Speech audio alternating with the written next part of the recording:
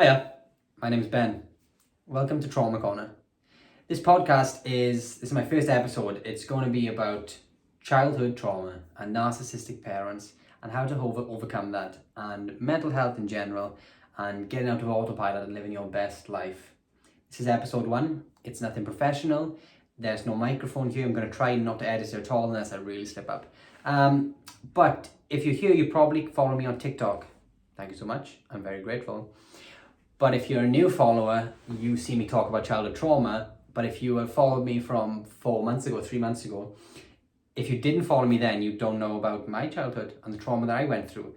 For example, just a little teaser here of this podcast, when a parent, my mother, was making fun of me for being skinny, but also not feeding me enough as a child, but at the same time, injecting me with steroids.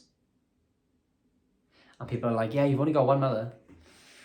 Okay, so just briefly, this is my story. I'll maybe keep this video to 15, 20 minutes.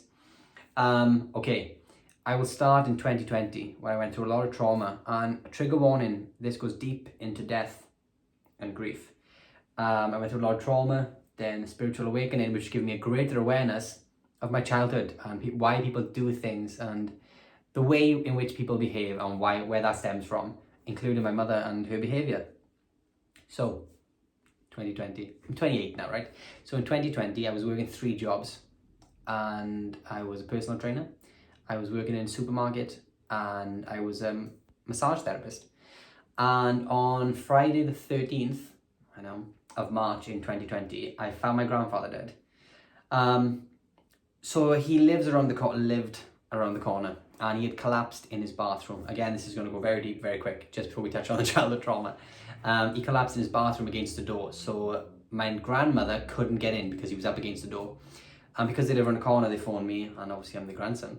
So I got there, and I ran around the back, and I looked through the window of the bathroom, and my grandfather was sat on the floor, sort of shaking side to side, and I thought, he's having a seizure, but he's alive. So I shouted to my grandmother, I was like, he's okay, he's okay, he's okay. And then she stopped shaking the door behind him. And he stopped moving. And in that moment, I was like, oh, fuck. He is no longer in that body. So I climbed through, and he was like a father to me, right? So I was like, Dad.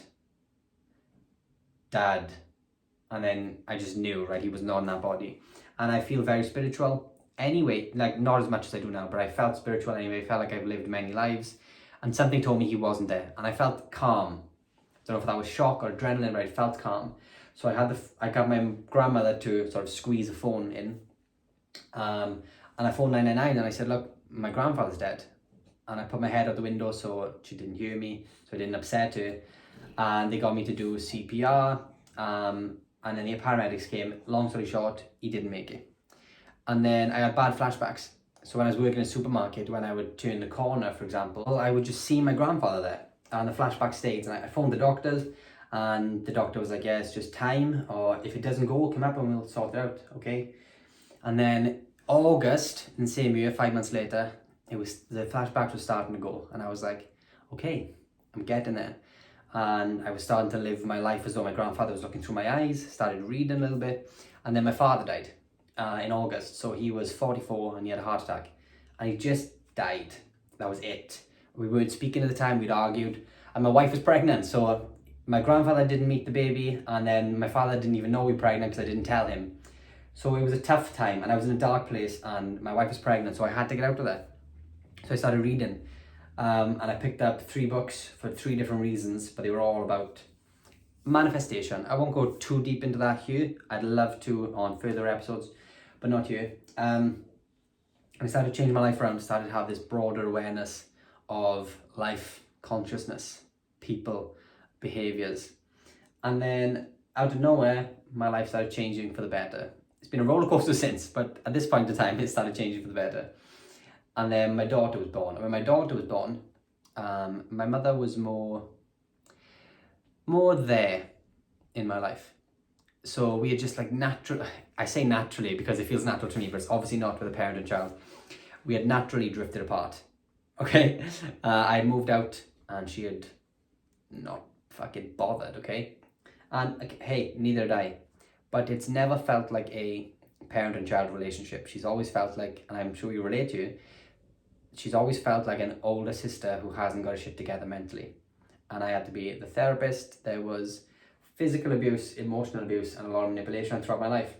But if you would ask me when I was 13, how's your childhood? I would have been like, yeah, great. I got loads of happy memories. And if someone had said, tell me about these happy memories, they would have been me and my friends. Or maybe my grandparents, right? But if you had said, how's life at home? I would have lied, because I was taught to live perception first. I'm guessing you were too. So going through this spiritual awakening gave me a greater sense of why people say things they do.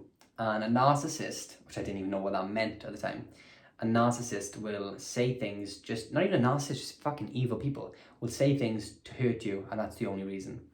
So when I used to get triggered at this point in my life, then when my daughter was born, when someone would say something to me, like my mother, something to hurt me, I would stop and say, what do you want to get out of this conversation here? And briefly, without going into manifestation, I manifested a lot of money, and then over the space of a year, I lost it all. And my mother said to me at one point, well, you've still got enough money to go and buy a house outright. And I was like, no, I haven't. I have nothing left. And she was like, ooh, I bet you wish you took it out now when you had the chance, because he was in the stock market. And I stopped. That would have usually pissed me off. I stopped and I said, why do you say that to me? I said, what possible good outcome could you have with this conversation? Of course I wish I took it out. It would have had life-changing money, and I didn't. You know the answer there. Why would you ask me this if it wasn't to hurt? And once you bring this up, so another example, when I mentioned about the steroids, I was always made fun of for being skinny. I remember someone in the family taking a photo of me topless, printing it out, and then drawing over my ribs, because you could see all my bones like look like a fucking skeleton. But I never ate good food. I'd have cereal for breakfast, sandwiches in the day, and then I'd be like on the school bus coming home, and I'd say to the boys, right, we'll go and get ready now, and then we'll go play football. And the boys were like, yeah, I'll go home and have food first. My mother's got food done for me. I'm like, why do you need to eat? And in my mind, I was like, oh, you're just all fat and you're just all greedy, and they weren't. I was just borderline anorexic. One of the first things my mother said to my wife, and again, this isn't a call out to my mother, I've done that. This is a call out to childhood trauma. One of the first things my mother said to my wife when she met her was, if you really want to get to him, tell him he's got skinny legs, because he hates that. And at the same time, she was injecting me twice a week with steroids. I remember being in a supermarket and just mentioning steroids, and this woman said to me, oh, Ben, what if your mother finds out? Little do you fucking know. So at one point, why I'm saying this is that when I had my daughter, I stopped going to the gym altogether. Because my father had died, I wanted to spend as much time as possible with my kids. And I stopped training altogether. And when I was training, normally a lot of it was just ego-based. I wanted to look good for fucking social media, which is another episode. And I stopped training, and I stopped steroids years ago. So obviously I was losing weight and came back to my natural body weight. And my mother came to the house one day and she said, oh, you're losing weight. You could do with putting on some weight, which is a quote. You could do with putting on some weight. And normally I would get pissed off and I'd look in the mirror, even when I was on steroids and in great shape. Okay, good shape. I would look in the mirror and be like, oh shit, she's right. Because when we're kids, we can't question if our parents are right or wrong. They have to be right. And everything they say is loving in their eyes, because they sacrifice so much for us and they put a roof over our head and food on the table. So whenever she would say these things about me being skinny, I'd believe her. And I'd look in the mirror and I'd be like, fuck, I need to eat more, take more steroids. Which is nuts, and she was supportive of that. And I saw that as support, her injecting me. I saw that as support. Whereas if my kids get to fucking 18, 20, and they're like, I'm going to take steroids. Like, no, you ain't. This is not controlling behavior. I'm trying to save your fucking life. Yeah, and then she came to my house one day and she said, you could put on some weight. I said, why? Was it? I said, why? Why do you think I could do with putting on some weight? I'm healthy. I don't want to spend money eating fucking 7 or 8 meals a day, forcing myself to eat food, which feels like a chore to me, just to look better in your eyes. Why do you think I need to put on weight? And they had no answer. She had no answer.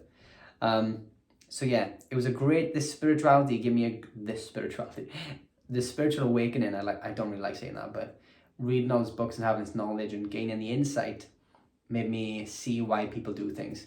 And with like a lot of narcissistic parents, my mother was mentally, and like her mother, mentally 15 years old and has to bring you down to feel better about themselves. Let me ask you this, everyone watching and listening. If your parents always made fun of your weight, how unhappy were they with their own bodies? My mother was always buying these fucking random diet pills off the internet and trying these fancy fad diets you saw online, but they would make fun of me. Or when I first took steroids, she was like, yeah, you're cheating now. Because she could not let me be happy in my own skin. And this goes with everything else. Like when you start your first job and you start earning good money or better money than your parents, they make you feel bad for it. How do you think I feel when you spend the money on yourself and I can't do that for myself? There's a lot of things that they bring up to bring you down. And a lot of this we think is fucking normal because, again, we can't question if our parents are right or wrong as kids because they're supposed to be there for us and unconditional love and support.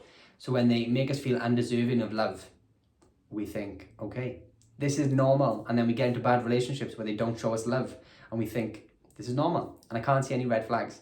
So when your parents are loving and supportive, I'm guessing none of you know what that's like, otherwise you wouldn't be here. If your parents were loving and supportive and there for you, and then you get in a relationship and that person isn't, you're like, red flag. And then, hey, long story short, fast forward to when my daughter was slightly older, and I mean a few months, and my mother kept asking, let me take Piper's my daughter, let me take Piper somewhere. And I would say no politely. So she'd say, let me take Piper for a walk today. And I'd say, she's already been for a walk today.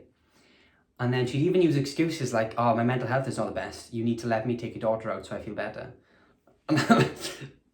Do I need to fucking elaborate now? And then she kept asking.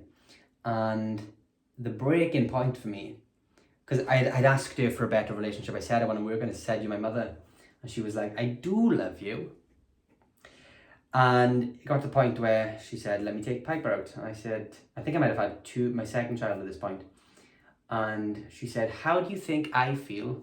And then immediately, because I had this spiritual awareness now, when she said, how do you think I feel? I was like, okay, something narcissistic is coming out of your narcissistic mouth. She said, how do you think I feel when all the girls in work have their grandkids, but you won't let me have mine? And immediately I'm like, this is a perception thing. You want my kids as some sort of trophy or some sort of validation that you are a good grandmother. So you can go to work and say, yeah, I have my grandkids. I can fit in now and I'm a good grandmother like you guys. So I stopped her. I said to her, look, and I took a deep fucking breath. I said, you were never the mother that I needed as a child. So I can't expect you to be this perfect grandmother that you think you are. And she turned it all on herself, obviously. And I said, look, you wasn't there for me emotionally. Because she said, I worked a lot. And I was like, yeah, you did. And I'm very grateful. And I said this to her. I said, I appreciate it that you worked to put a roof over our heads. Even though that's step number one of not having your kids taken away from you. So I'm really grateful for that. But I said, you wasn't there emotionally for me. And she said, my mother was never there emotionally for me. I was like, okay, but you told me that you could never hug me or kiss me or tell me you loved me as a child because your mother never did. She said, yeah, she never did. And I was like, well, all I do with my kids is tell them I love them and I'm proud of them and I kiss them and I touch them all day because you never did, because I know what that feels like not to have that love. I've always wanted kids so I could be the parent that I needed and have that parent and child bond that I deserved as a child, that we all fucking deserve. And we heal then by becoming the parents that we deserved. So we had this conversation, and then about 2 or 3 weeks later, she found my TikToks. So I blocked her on TikTok firstly when I started talking about parenting, just in case I offended her. And obviously through the conditioning, you never want to offend a parent because you feel like the worst child in the world and they make you feel guilty. So I said to her, I blocked her because her bio on TikTok was just here to perv on the hot boys. And in her 50s, 51 or however old she is, following boys younger than me, dancing with their tops off. Hey, whatever you're into, but I'm fucking 28. Another thing with narcissists, they think they're younger than they are, so they go for younger boys to make them feel young and make them feel special. So I blocked her anyway, but someone else found, so I didn't even put my name on my TikTok at the start. It was called like Parenting 123. And I started talking about parenting advice in general. And then I briefly touched upon my experience, like unintentionally. And I was like, if you are narcissistic parents or emotionally unavailable parents, this is something you probably heard through your childhood. And I mentioned how, and I was 12 at the time, looking after my 5-6-year-old sister. And my mother would walk to work and she'd say, do you know how easy it would be for me to throw myself in front of a car on the way to work? So like, I would be looking after my sister when I was 12, and then if my mother was 5 minutes late coming home from work, I'd be like, that's it, I'm a father now.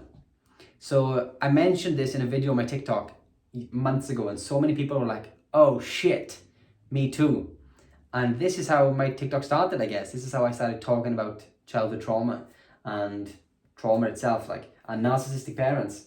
Because so many people go through this thinking it's normal, but it's not. And you deserve love and you deserve peace, regardless of what your parents have conditioned you to believe. So I started talking more about it, and so I didn't have my name on my TikTok account. I didn't post it to my socials, didn't sync any contacts. I didn't know how TikTok works, so it started showing up locally on people's For You pages. And like my next door neighbour's son came out, and he was like, oh, me and my missus have been watching your videos.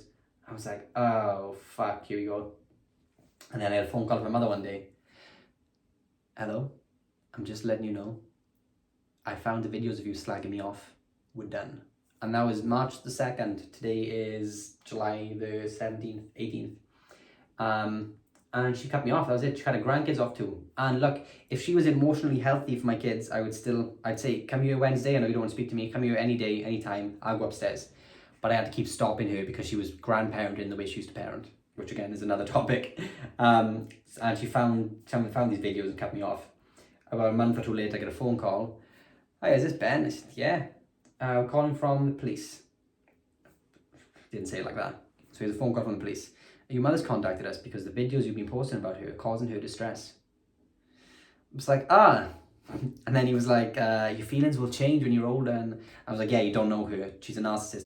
I said, she was physically and emotionally abusive as a child. That's distress in itself. And that was that. He said, I can't make you take the videos down. So I was like, okay, thanks for the call. So yeah, and this is where I'm at. And so many people are watching my videos and thinking, oh shit, me too.